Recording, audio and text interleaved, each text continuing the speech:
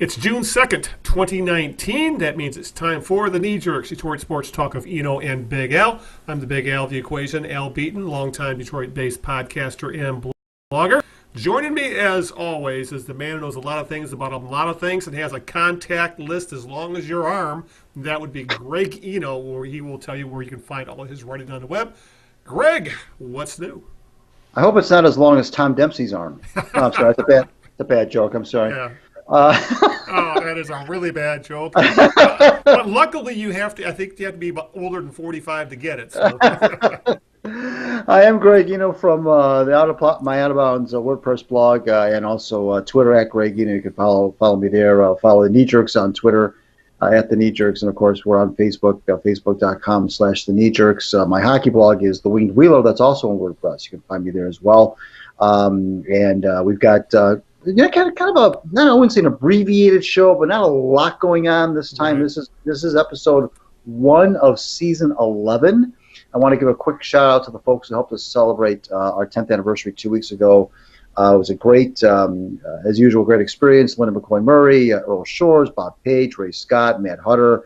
Thank you so much, guys and gals, for letting us end season 10 in style, and it was just a terrific afternoon of chit-chatting, so thank you there. But this is it. This is season 11 starting tonight, and we will be with you, God willing, every other week for the near future. No guests tonight. It'll just be Al and I pontificating, and we're going to get right into it a little bit. But before we do any of I just want to add one thing. Yeah, sure. We've been doing this podcast for so damn long, I'm now eligible for senior citizens discounts.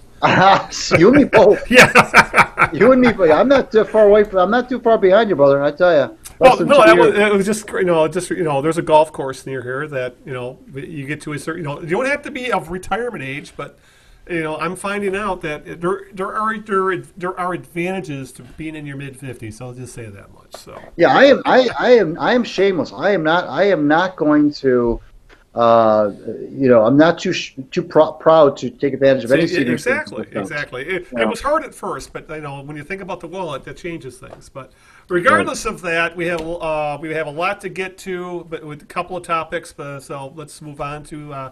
I believe, don't we play the birthday game at this point? We do, Al, and we're going to do it again tonight. This is a game everybody knows how we play it, but before I got to do the little intro to it. So before we do anything, we're going to play a game we like to call "Whose Birthday Is It, Maestro?" Everybody knows how we play this game by now. I'll give Al a clue or 2 or 3 of an individual whose birthday it is today in the world of sports, and if Al can correctly guess that person within the first 2 clues, he will receive a Conair Gel and Lather shaving cream warmer. I think I had one of those in high school. I know my dad did. Along just the type where I can just buy a regular can. Because I know when those first started, you actually had to buy something that would fit inside the damn thing. And right. Oh my God, yeah, it's that was back in the day. I think I had an injector razor and. Injector. Oh, do you remember those? Yeah. Sure. Yeah. Wilkinson's sword, I think it was, or something. the blades. Yes. Yeah. Okay, we're showing off our age. We always go off the chip. Yes, we do. We go off the rails like the Tigers. Speaking of senior citizens, yes, this person, Al, made his name in the world of football. Unfortunately, he's no longer with us. He was born on this date in 1944. He passed away in 2015, but he was a pretty well-known football player. He actually played for the Lions briefly, but he made way more of his name with a team in the American Football Conference East Division, I will tell you that. He was not a regular every down player. He was a special teams player, I will tell you that as well. And he had a very, very he's known for probably he's known for one moment for sure in his career, even though he was a pretty good performer, but he's known for sure for one kind of crazy moment in his career. Wow. So special teams player. Good Lord. And he probably, when you're talking, he played probably in the 60s or 70s. So, there's a couple of names I want to say. I have no idea if they're correct. And he says special teams, which so you immediately start to think kicker, punter, or return man. Known for one particular Her crazy play. Yeah. I'm just going to throw it out there for now. I'll say Herman Thunderfoot Weaver. No, as far as I know, Herman is still alive. Oh, yeah. Well, good for him. As far as I know. Yeah. And no, it's not. You're in the right, kind of in the right area in terms of. But I would tell you are and you're not. He was not a punter. I'll tell you that. Okay. For your Well, next at least guess. I got to say Herman Thunderfoot Weaver. Yes, you did. Yes, you did. So we'll get clue 2 after we in between topics. All right, yeah, and tonight's show we want to talk about what's going on at the University of Michigan. John Beilein bolting for the NBA, and Michigan ultimately hiring a very untested former Fab Five player in Juwan Howard. We have the Tigers, whose season has gone off the rails a month earlier than last year. Things are looking really not good, but there are some mitigating circumstances considering they are just absolutely snake bit with injuries right now. But it's not a very good team, and it's been not much fun to watch this year. Well, Anderson's attendance woes. And if you look at the American League right now, 2/3 of the league is tanking. It's crazy. We'll talk about what's going on with that. If we get a chance, we might touch on Calvin Johnson setting a price tag on his rejoining the Lions fold, much as Barry Sanders has over the last few years. So we'll see if we can get to that. But the big story in town, or I guess over the past couple of weeks, was John Beilein, the head coach of Michigan, the head basketball coach of Michigan, I should say. He's not Jim Harbaugh. He was the winningest coach in Michigan school history. He's taken the school to heights they hadn't seen since the Fab Five era, but they really became a consistent top 15, top 10 team. They made 2 Final Fours. They were constantly a threat to at least make it to the Sweet 16, Elite 8. And John Beilein is, I think, pretty safe to say at this point, for all he's accomplished in college basketball, he is going into the College Basketball Hall of Fame, considering he's been a successful head coach at every single stop of his career. But after last year, Greg, I'm surprised the Wolverines seemed kind of caught off guard by this. Ward Manuel, he was obviously the athletic director, went through this last year when Beilein dallied with the Detroit Pistons about the head coaching job. He pulled out his name on that gig when it appeared he wasn't going to get it, which obviously went to Dwayne Casey. But this time around, the Cavaliers gave him an offer. I guess it's a combination of things, Greg. Gave him a really good, I believe, a 5-year deal, making more money than he's making in Michigan. I think it's like $5 million a year. And the fact that Beilein, this is really how he's always tracked. He's always moved up. He's gone from high school to NAIA to Division II to low Division I to Power 5 to a place like Michigan. And the final step, especially for someone I think is like 66 years old at this point, is to see if his offensive philosophies, which is for the most part he was ahead of the curve, will work in the NBA. And obviously he won't have to recruit anymore, which has become really a cesspool and something no one likes to deal with in college basketball. So I guess before we get into the Juwan Howard hiring, Greg, what are your thoughts on Beilein going to the NBA? Because he really, for years he came up, this is a college lifer, but for whatever reason, over the last couple of years, he got the itch to take that final step to the NBA, unlike some of his contemporaries, such as Tom Izzo. Yeah, I wrote a piece on this a couple weeks ago, and my opinion was that if any college coach could succeed in the NBA, it would be John Beilein for a number of reasons. Now, you mentioned one of them, which was his offense. It's very similar to those that are played in the NBA nowadays. And the other is I just feel like he is. He's always been a head coach. He's from the get-go. He's seen a lot in his lifetime. If you ask me, I think it's his demeanor. He's not a screamer. He's not a. Well, he's not Tom Izzo, for example. Right, I don't think exactly. The guys of histrionics, I don't think would really work in the NBA. And the other thing that I wrote about is that we were because last year when he had his little dalliance with the Pistons, and I came out strongly and I said there's no way that John Beilein wants to coach the Pistons. We talked about it on the program. I said, why in the world would he want to undergo all that travel and not be able to have as much practice time and blah, blah, blah. And the piece that I wrote 2 weeks ago, I said, whoa, we spent so much time least I did, Mm-hmm. talking about why John Beilein would not want to go to the NBA, and then we didn't spend enough time talking about why he would want to leave college. Right, right. And basically, it seems like on the surface those would both be the same things, but they're not. And you mentioned one of them, recruiting, and like Bob Page and I, we talked about this offline a little while ago. And he said, no, and he and Bob said it on his podcast. He's there, and Mm-hmm.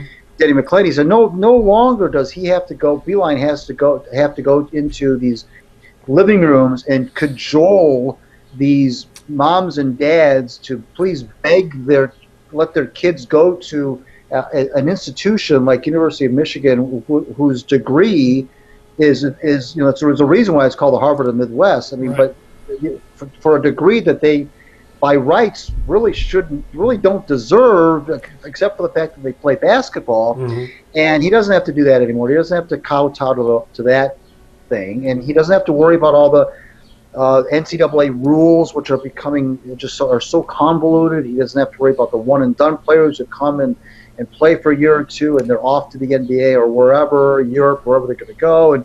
And there's a lot of reasons. I outlined a lot of reasons why he would want to get out of the college game, and we kind of didn't think of it that way. We kind of looked at it as, well, why would he want to go to the pros? And then you start to think about, like you said, the demeanor and the type of offense that he runs. It's all about shooting right now. The other thing I wrote about too is that there was a time, Al, where the college game and the pro game were so separate. Yes. They were two totally different animals. Mm-hmm. The college kids played zone defense, which was not allowed in the NBA at the time. That was the first thing. There was just a different, there was no shot clock way back when. There was no shot clock in college basketball. They were literally apples and oranges. But now, as we've gone along in history, college and pro basketball have kind of gone like this. And one of the common denominators in both versions of the game is that everybody wants shooters. It's all about shooting. It's about shooting in the pro game. It's about shooting in the college game. And if you've got a shooter or shooters, that's what wins. It's not, the game is no longer played out 6 feet away from the basket. I mean, in terms of dumping the ball in and having a guy post up down low. That's not really as much anymore as it is kicking it out and moving the ball around the perimeter and finding an open jump shot, an open 22-foot jump shot, 22-foot jump shot for 3 points. That's kind of where it is right now. And Beilein's and the other thing too, Al, is that I don't know how well this is going to transfer to the NBA, but he's got an incredible. We talked about the offense, but John Beilein's teams traditionally play very, very good defense. Now, how much that part of it will translate? That's the one thing you kind of worry about is how much the defensive wizardry of Beilein. Yeah, how much is that was transfer. Beilein? How much of that was like Luke Liaklish, his assistant, that kind of thing? But, Right. I thought you were going to say that his teams don't turn the ball over. I think that's even more important. Well, I mean, I just think I just think that he is, not that other college coaches who've signed on to the NBA haven't had that itch, but he just seems to really, really, this is something he really, really wants to do. Yeah. He seems really happy with the decision. He's not, he says, look, there's no real good time to leave. He's taking some heat about the timing, but there's really when is a good time for me to leave the University of Michigan? There really is no good time. I think he's just totally at peace with this decision. I think he's excited about it. I think he's ready to go. He's ready to start building this Cavaliers team. And the other thing that's good too for him, Al, is that he's going to a fan base that has recently been satiated. They won a championship 3 years ago. Right. They won a championship. So the fans aren't going to be. There's not this 40, 50-year drought hanging over his head like you have with the Browns and with the Indians. Right. Those are the teams whose fan bases are getting really impatient because there hasn't been a championship in Cleveland in, I think, 71 years. And for the Indians, there hasn't been a championship for the Browns in 54 years. So those two franchises have got all the pressure on them. But here are the Cavaliers now, who have just won a championship 3 years ago and are now, understandably going through a rebuild after LeBron James left for the second time. So they're not expected necessarily to come out of the gate next year and win 50 games and go to the conference championship. He's got an opportunity now, Beilein, to kind of do all this without that pressure. He's going to be, I think, he's a high-profile guy, but I think the team is kind of third place in that town right now because it's all about the Browns, it's all about the Indians, and the fans are a little bit annoyed with both of those franchises. So I don't think it's that's another good thing about it. It's another appealing thing is that if there's any NBA franchise you want to go to, I think we talked about this with Bob Page a couple weeks ago. If there's any place you want to go in the NBA for a college guy, it's Cleveland because if there's a lot in place there right now. Yeah, and just to go back what you said about how the sport has come, the two college and pro has come closer together in philosophy. Yes, I just remember for years there was college ball was considered a coach's game, NBA pro ball was considered a player's game. Right. And that's, I think you could say it's become a player's game all the way through at this point, except in certain circumstances. And a guy like John Beilein, he always put his players in a position to succeed. He never tried to put square pegs in round holes like you'll see with these system-type coaches. Right. Beilein knew what kind of players would work in his system. He went to get those kind of players, and they didn't have to be 4 or 5 star recruits to succeed in that system. And I think that makes him appealing to the NBA because he might be able to find role players and can find the guys that can be successful in his system, even though his system won't stand out as much in the NBA. As you said, the NBA is all about 3-and-D at this point. So I guess a couple other pluses for Beilein. It's not far from Ann Arbor. Right. What is it? Cleveland's like 2.5 hours, 3 hours on a bad day. So he remember him saying he did not have to uproot his family if he didn't want to. He could commute practically. Or God, it's a 40-minute flight from Metro. So it's just little things like that I can understand why he did. And I think one other thing we always have to keep in mind when it comes to anybody who's coaching Michigan basketball is that it's never, no matter how good it is, and it's safe to say that Michigan basketball was far better than Michigan football when it came to the national stage since Beilein's been there. He was there 12 years, and over probably the last decade of that, there was no question that the best team at that school was the basketball team.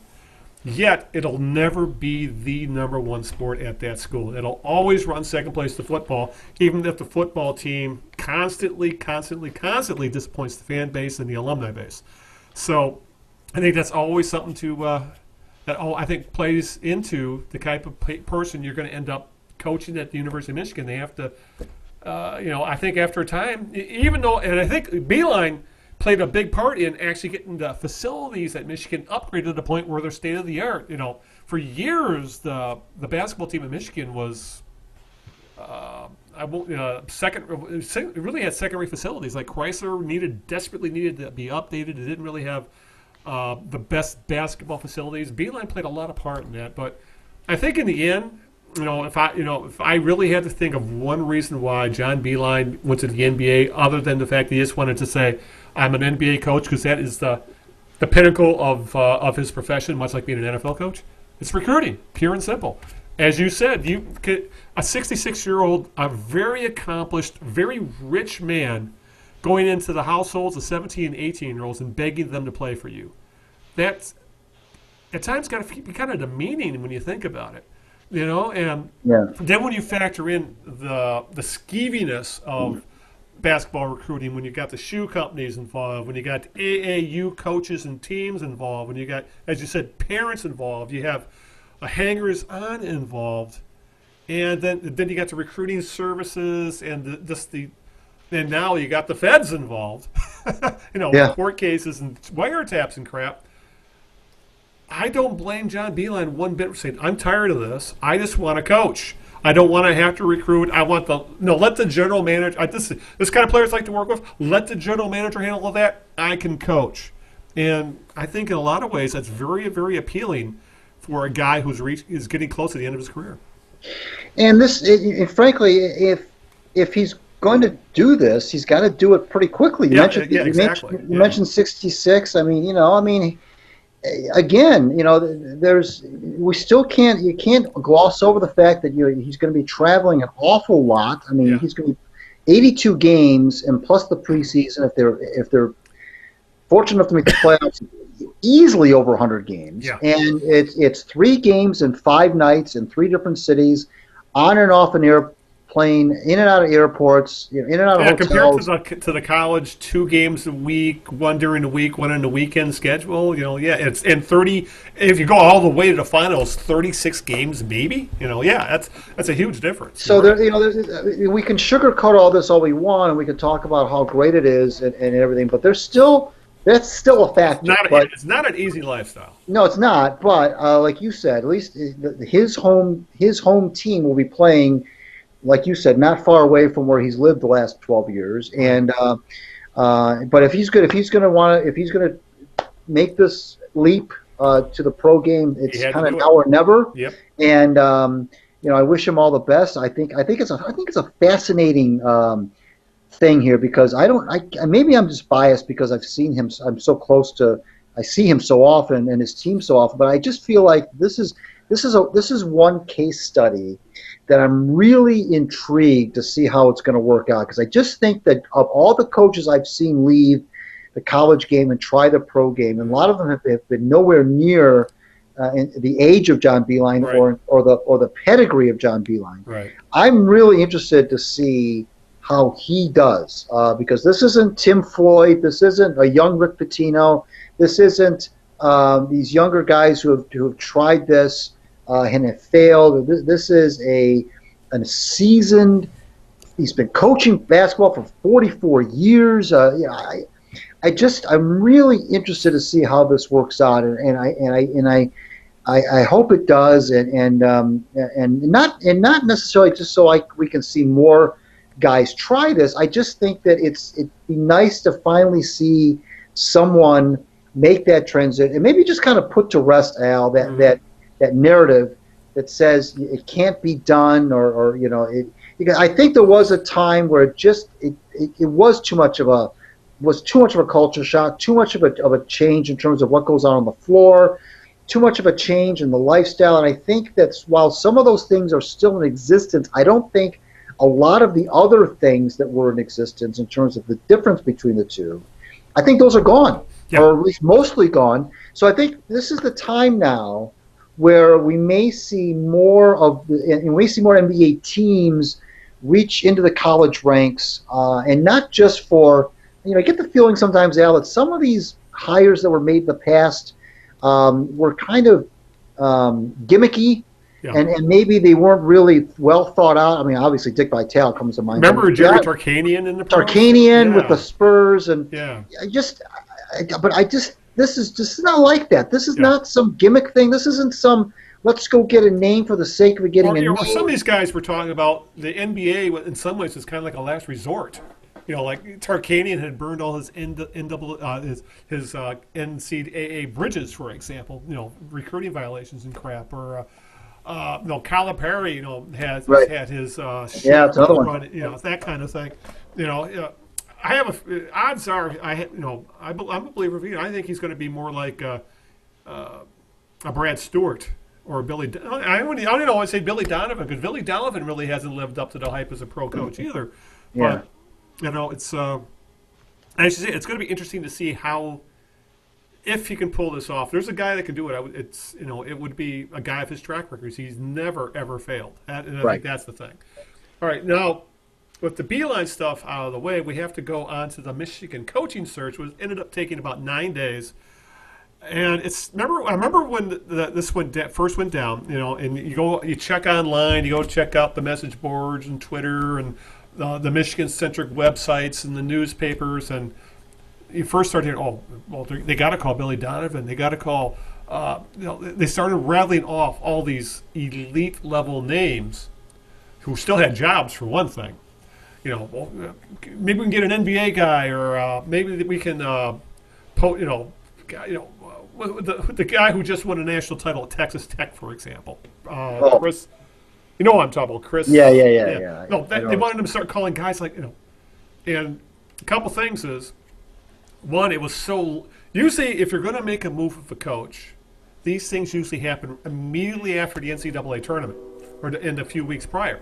Oh God, even the UCLA search was a total cluster. They ended up going after fourth or fifth pick, and I think they ended up with Cincinnati's coach. That still took about a month, and it was still done a month before Michigan started looking for a coach. So in a lot of ways, as we mentioned earlier, the timing was not in Michigan's best interest. What are you going to do? The job came open, Beilein took it, and now Michigan has to kind of scramble a little bit. And Ward Manuel, I don't know, he claimed he had a short list. Like I think Don Canham once said, Greg, he was always prepared if Bo Schembechler had left the job for whatever reason. He had a short list of 3 guys he would call immediately and he would hire. I don't know if Manuel had a list like that. You would think he would be a little more prepared after his head coach, as we said, talked to the Pistons and probably would have taken the Pistons job if it had been offered. So, Minnesota, too, I read. Minnesota as well. Yeah, exactly. So all of a sudden, the search, there was very little rumors, very little leaks coming around. And obviously, guys, we heard a lot of people taking their names taking their hats out of the ring, so to speak. Billy Donovan wasn't interested. A lot of these high-level coaches weren't interested. And it got to the point where the only interviews that were reported were Ed Cooley of Providence, who was, and that's the kind of coach you may end up having to hire because a lower-level Power 5 guy, he's made the tournament, never made any big runs, but he's really clean, blah, blah, blah. But he ended up, he came out and said, I don't want the job, and he parlayed that into a contract extension at Providence, which is probably what he wanted to do in the first place. Because what pressure is there coaching at Providence compared to Michigan? Beilein's assistants, Luke Yaklich and Sadie Washington, were, I think, just got the old, we're going to give you the courtesy interview. And obviously, Washington is going to stay as an assistant. Yaklich ended up going to Texas. And the other interview went to Juwan Howard. And for as odd as that sounds, Juwan Howard was tracking to become a head NBA coach. He's had 2 or 3 NBA head job interviews. I believe he interviewed for the Minnesota job this year, for example, and he had a couple interviews last year. He's been the Heat's top assistant coach. I believe he coaches the big men and runs the defense. And he'd been, since he retired after a 19-year career, he'd been assistant coach for 6 seasons. And he got the interview, and from all accounts, it looked like once the interview went down, he was going to get the job because who else was there? So a couple days later, it leaked out that Juwan Howard, former member of the Fab Five, who played 3 years at Michigan, was an All-American, 19 years in the NBA, the first $100 million player. He's one of the first guys to get the Supermax contract. And he'd 19-year career, 2 NBA titles, and, of course, being an assistant coach, never a head coach at any level. And actually, his only coaching experience is at the assistant coach level in the NBA.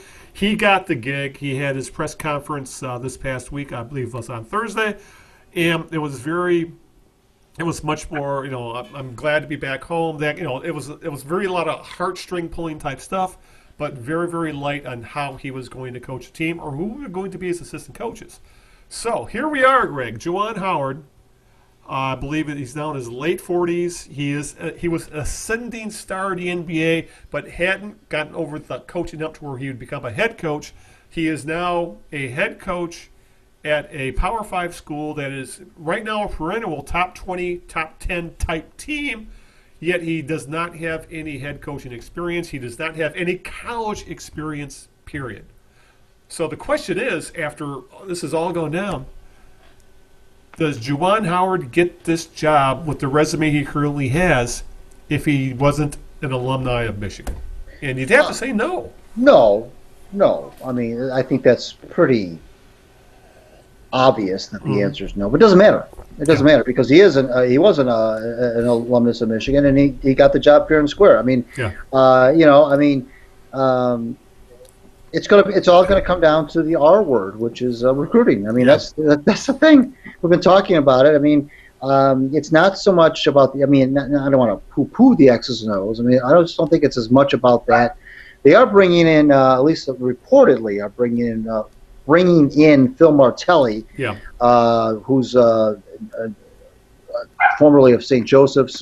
He was there forever. Like, he was there forever. And he led plus years.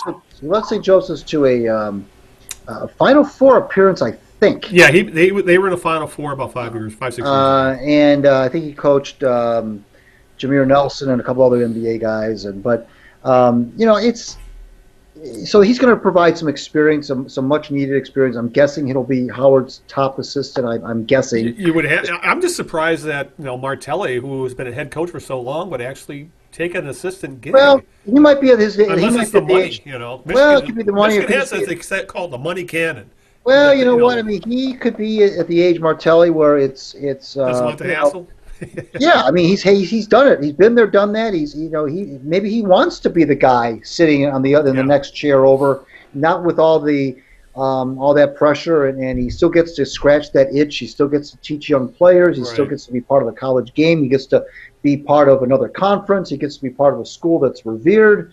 There's a lot going on, and maybe he likes the idea of maybe coming in and being a mentor, being a taking Juwan Howard under his wing, so to speak. Yeah, that's exactly what it's going to have to be. That's accurate. Howard's coming in completely clueless, you'd have to think. But you know what? Back to your original question about would Howard have gotten the job? Well, of course not. I mean, not based on what given if all things being equal, if he was just another guy who was a candidate with all these other people, probably not. But that doesn't matter. Number one, and number two, I mean.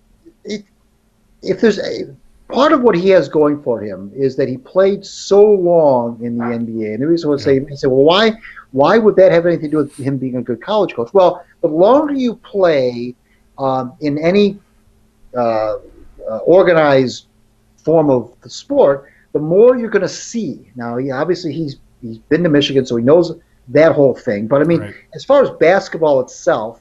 Okay, so he hasn't been in the college game forever, but he's seen a lot of different types of players. He's seen a lot of different types of coaches. He's been an assistant coach. He's worked with different people. He's been around basketball people for the last 20 some odd years, 25 years at least, in the college and pro game. And sometimes you got to take that into consideration as well. It's not like he's some bumpkin off the turnip truck.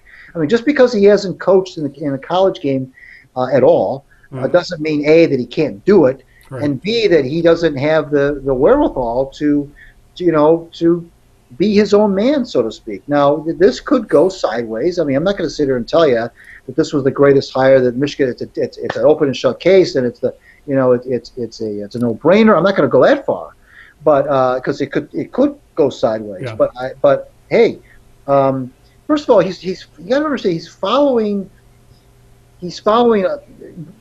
I think legend is a good word. I really I believe that. I know that maybe that's some people would say that's too strong of a word, but I think that when you're talking about the most successful coach in the history of the school, I think you can say legend. He's following a legend, and that can go for you and against you. Some people don't want to be that person following the legend. Some people think, well, that's the best place to be because nobody's really going to expect you to be that person. They're going to kind of give you a little bit of a pass, but.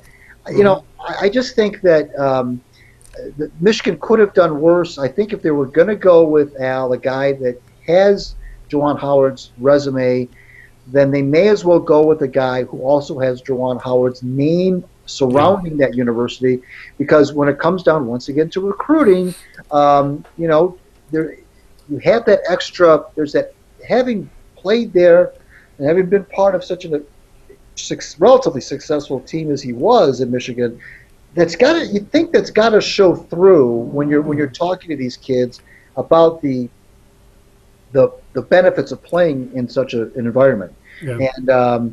And Michigan, Ward Manuel was going to get skewered no matter what. If he would have hired a guy who didn't have any ties to Michigan, there would have been people saying, well, the new guy would have come in and they would have been, well, he doesn't have any, he's not a Michigan guy. What does he know about Michigan? And what's Ward Manuel doing? And as soon as the guy loses one game, they'll see, I told you.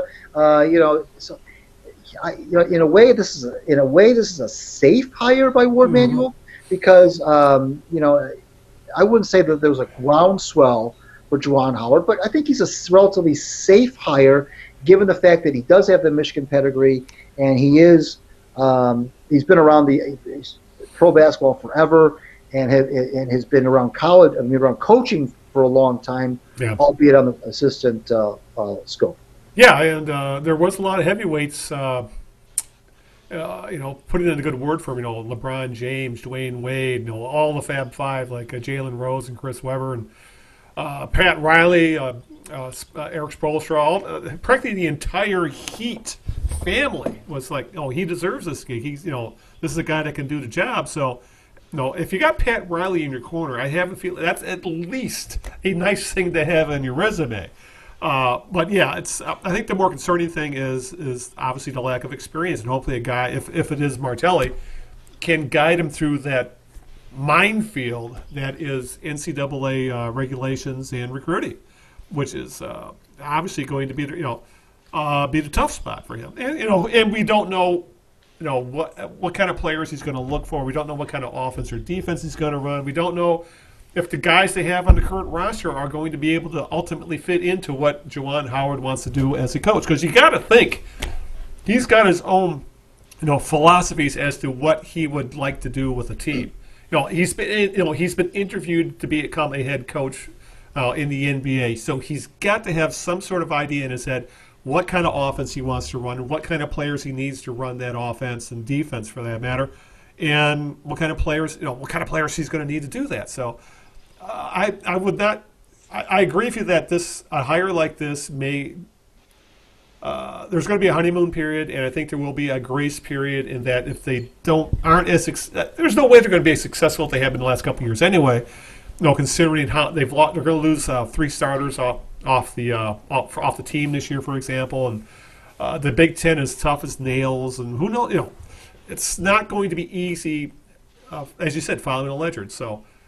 This cannot be a short-term thing for Michigan. They're going to have to buckle in, put on a helmet, and ride it out with Howard for 4 or 5 years. And if nothing's turned around that time, then probably move on. Obviously, you can move on sooner if things go completely off the rails, but I doubt that will happen with Howard. Howard is not a dumb man, and he always came off. Thinking about the Fab Five era, which we both witnessed firsthand, he always came off as the adult in that group of players. And he came off that way as still a very well-spoken, sincere basketball coach. In that that who just happened to be part of one of the most influential teams of all time. So, well, think back, Al, to when they hired Tommy Amaker. Okay, and Amaker was supposed to be this up-and-coming young genius who worked under pedigree and he coached at Seton Hall. Yeah. Worked under Krzyzewski at Duke, and he was supposed That's where he came from, Duke, right? Amaker? Yeah, he played at Duke, and he was head coach at Seton Hall before he went to Michigan. Yeah, but wasn't he on Krzyzewski's staff also? I think so. So he had gone up from the assistant at Duke to a head coach at a lower Power 5 school. And then he took the Michigan job. And that was supposed to be a home run hire. You're right. Right, and part of it was he's got the Krzyzewski gene, and he's got the Duke thing going through him, and so he's got to know basketball, and he's going to be successful, and his teams never quite. That was kind of a down period for Michigan basketball under Amaker. Always mediocre, hovering around 500, and always a bubble team in NCAA, and he's found his niche at Harvard of all places. Yeah, right. But he did not. You're right. He did not get the traction at Michigan and the reason I bring that up is to say that just because is to kind of rebut the fact the argument that says, well, Juwan Howard doesn't have any college experience in coaching, and I would submit to you Tommy Amaker. He was supposed to be this savant coming over. He had the pedigree. You're right. And it didn't work out. Yeah. Yeah. So you never really know, I guess. Yeah, exactly. It's going to be interesting. It's going to, as much as the Beilein experiment, the NBA is going to be fascinating to watch. the Juwan Howard at Michigan experiment is going to be damn fascinating to watch as well. And it's also going to be interesting to see how the fan base handles it, because Michigan is not known for having the most rational fan base. Just see how they act over football right now. Right. So it's and it's this is going to be a defining hire of Ward Manuel's reign as athletic director. So if this doesn't hit, but one other thing to bring up, this is becoming more of a trend in college basketball. Georgetown has Patrick Ewing running everything now. We have Penny Hardaway at Memphis. Got now Juwan Howard in Michigan, and there are different ways of getting there. Patrick Ewing was a long-time NBA assistant who was brought on to essentially rescue Georgetown, and then Penny Hardaway had very little coaching experience, but he is so entrenched in the AAU world that Memphis hired him essentially to become this all-world recruiter, which is what he's done. He's getting 5 stars, go to freaking Memphis of all places. So, and and Ewing has Georgetown on the upswing, but they're not a tournament team yet. And obviously the jury's out on Hardaway. And I think the worst case scenario would be Chris Mullin at St. John's. But the difference of him is he had absolutely no coaching experience when St. John's hired him, and he flamed out after 4 years, and he wasn't able to turn the St. John's program around because, all these, and St. John's thinks they should still be the school they were under Lou Carasecca, but that's another whole topic altogether. So there's lots of different angles to this story, and we'll find out if this trend of NBA guys coming back to save their schools is going to work out. Yep. All right. Before we get to the Tigers, Greg, what is question 2 of the birthday game? Sure. Again, this person made his name in the world of football. He passed away in 2015. His career started in 1966 with the Detroit Lions, of all teams, but he made his name in the AFC East, playing in Florida. And I will tell you that he had a iconic, though embarrassing, moment in a Super Bowl. And he was a special teams player, but not a punter. Huh. Iconic yet embarrassing Super Bowl gaffe. Played. You've seen the video a million times. Yeah, I'm sure I have. I'm trying to think of it. And let's see here. Oh, okay. I got you now. I had to think. I had to think about it for a second. And then the Florida, I had to kind of put together the puzzle. Okay, was a Lion, special teams. Made a huge gaffe that we've seen millions of times, and then all kind of clicked. And I remember the Dolphins Redskins Super Bowl, and it would be Mr. Ikeke touchdown, Garo Yepremian. Yes, Garo Yepremian from Cyprus. He was a tie maker, necktie maker, and he. First NFL gig was with the Lions. He was that whole Kika touchdown thing. I'm not sure if that's apocryphal or not. I think Alex Karras. Yeah, I don't know if that's true or not, but Alex Karras stole that story. Yeah, but you mentioned the Super Bowl 7, I believe, against the Redskins, and he had a field goal blocked, and he tried to throw a pass. It was intercepted by Michigan's own Mike Bass, who took it in for a touchdown, and that was the Redskins' only touchdown.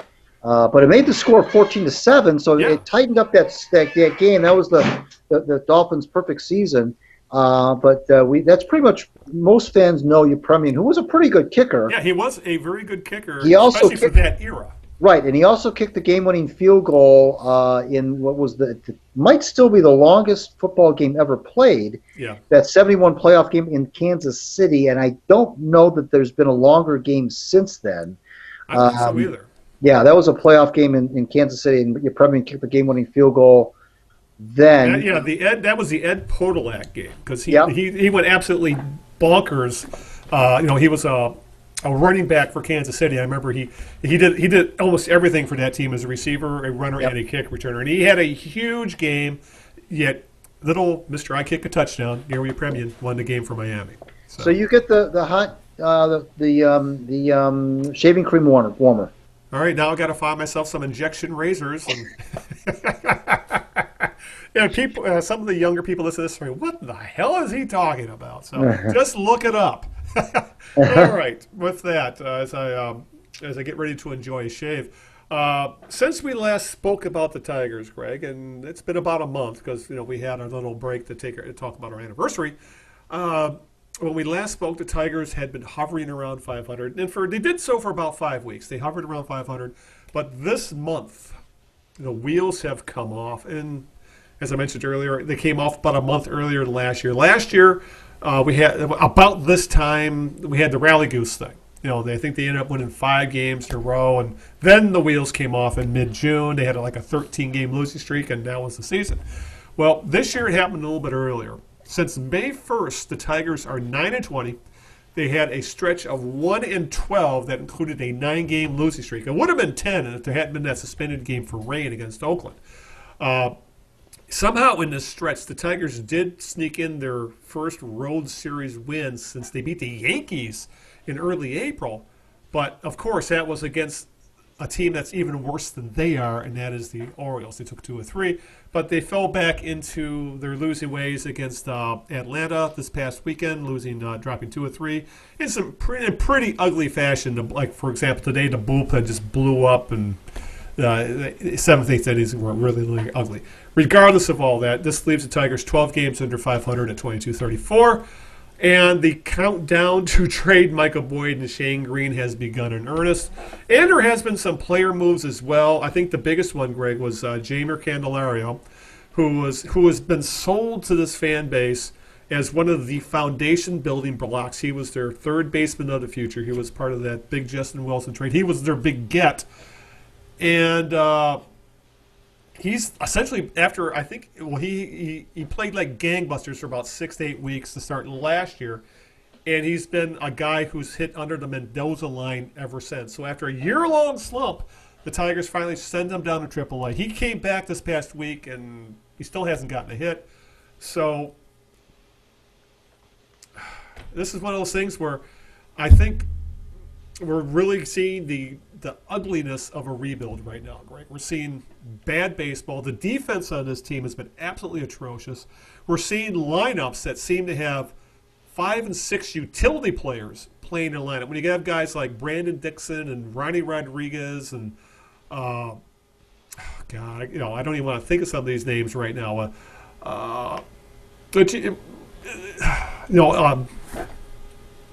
John Hicks, guys like that playing in the lineup pretty much every damn day. You look at the lineup someday and you see guys of OPSs in the 500-600 range, for Christ's sake. This is a team that can't hit. This is a team that has been decimated by injuries, so they have a pitching staff, say, other than Boyd and Spencer Turnbull. And Daniel Norris kind of, sort of, they can't find starting pitching, and the bullpen is essentially Shane Green and then cross your fingers. So when people said they were looking forward to the rebuild, I think they forgot what rebuilds can be like, and this is exactly what a rebuild is like. It's just, it reminds me far too much of what we saw the Tigers in the early aughts. At least that team, gave us 2006. Right now, I don't see this team. They keep saying we're shooting for 2021. Okay, where are the position players that are going to be here in 2021? That's what it looks like right now. Because they may have some arms, especially as starters, but right now, who on this team right now is going to be on, especially position players, is going to be here when they plan on being competitive in 2, 3, 4 years? I don't see anybody in this lineup other than Miguel Cabrera, because of that contract, really realistically being an option for this team down the line right now. This is how bad they are. There is no future starter on this team, let alone a star. That's the concern for sure. Is fans? The draft is Monday, tomorrow, as we record this, right. And fans have said that they don't want to see any more pitchers. Oh God! First, it's time now to, there is, like you say, you nailed it. There are no big bats, no transcendent offensive players. I don't even think there's any 800 OPS guys on this roster right now. Yeah, I mean that's the big league roster, but I mean Yeah. there's not a lot going on in the minor league system, Al, in terms of position players like you illustrated. You know, I mean if they are they're really low on the rung.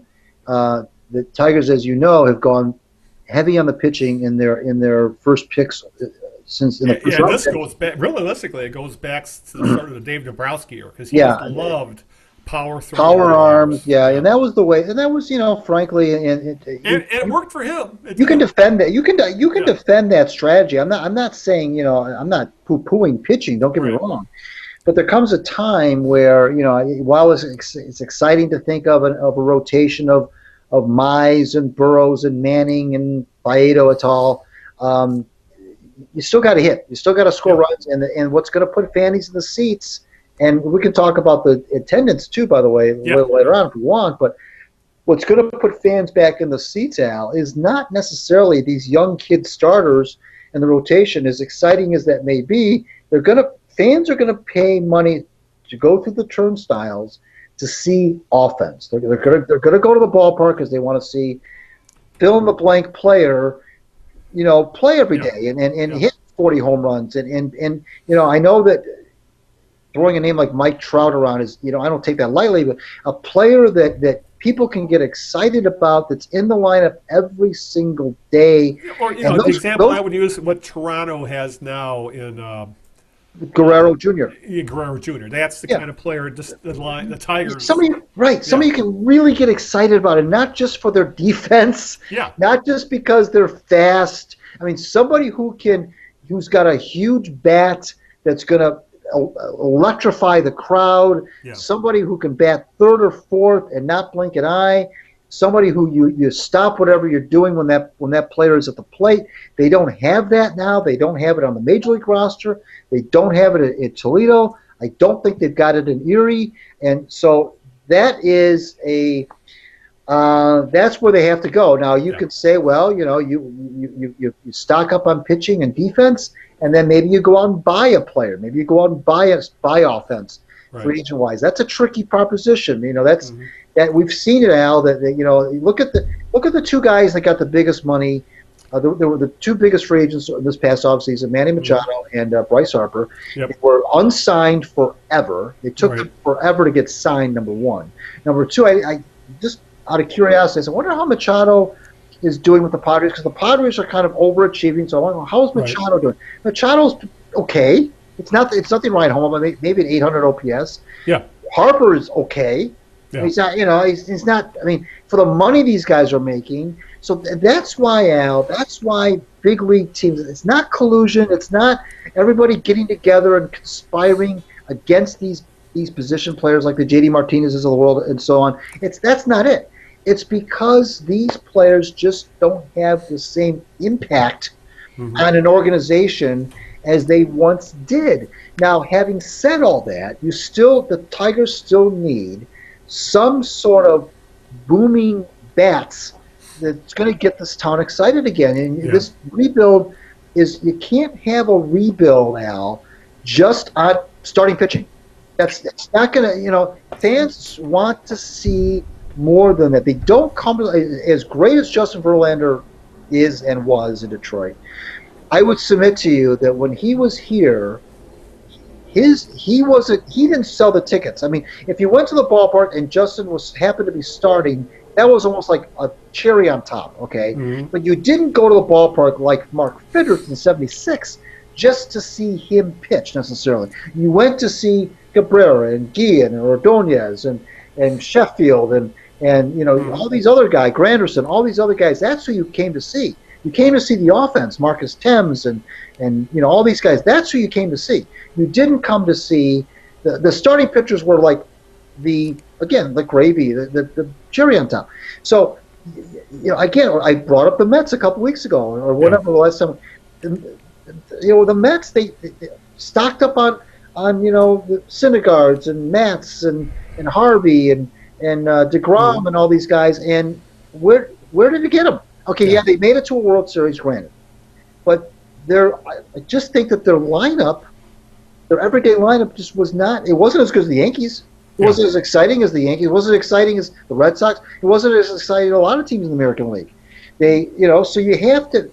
This rebuild, Al, is going to sooner or later has to address the lack of, and that's what's scary about it, because you hit the nail on the head at the top of this discussion. Is where are all the exciting position players? Who are the guys that we're supposed to be excited about? Yeah. Are down on the farm right now. And I don't want to. Don't give me Daz Cameron. I don't want to hear about Daz Cameron. I don't want to hear about Kirk Gibson's kid. I want to hear about somebody who's truly somebody we should be getting excited about. Right. Yeah. Yeah. Because especially when they throw Daz Cameron out there, he projects as probably an above-average center fielder.